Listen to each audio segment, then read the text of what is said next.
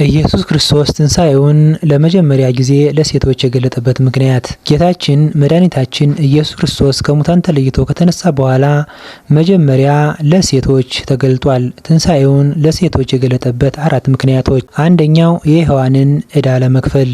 በኦሪት ዘፍጥረት ላይ እንደምናነበው የሰው ልጅ ውድቀት በጀመረ ጊዜ ሞትንና የውድቀት ዜናን መጀመሪያ ወደ ዓለም ያመጣችው ሔዋን ነበረች።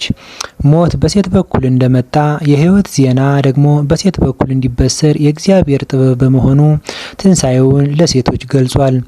ሔዋን ለአዳም የሞትን ዜና እንዳመጣች፣ መግደላዊት ማርያም ደግሞ ለሐዋርያት የትንሣኤን የምስራች በማምጣት ያንን የቀደመ የሐዘን ታሪክ እንድትቀይረው ትንሣኤውን አብሳሪ ሆነች።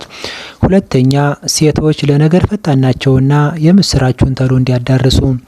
እግዚአብሔር ሰው ቀኑ ደርሶ እንዲድን ይቸኩል ነበር። ይህንን የምስራችና ሲቸኩልበት የነበረውን ለዓለም ለማብሰር ሴቶች ፈጣን ናቸውና ፈጥነው እንዲያዳርሱ ለሴቶች ትንሣኤውን ገለጠላቸው። ሶስተኛ፣ የሴቶችን ክብር ለማሳየት። በዚያ ዘመን በነበረው የአይሁድም ሆነ የአረማውያን ባህል የሴቶች ምስክርነት በሕግ ፊት እንደ ሙሉ ምስክርነት አይቆጠርም ነበር።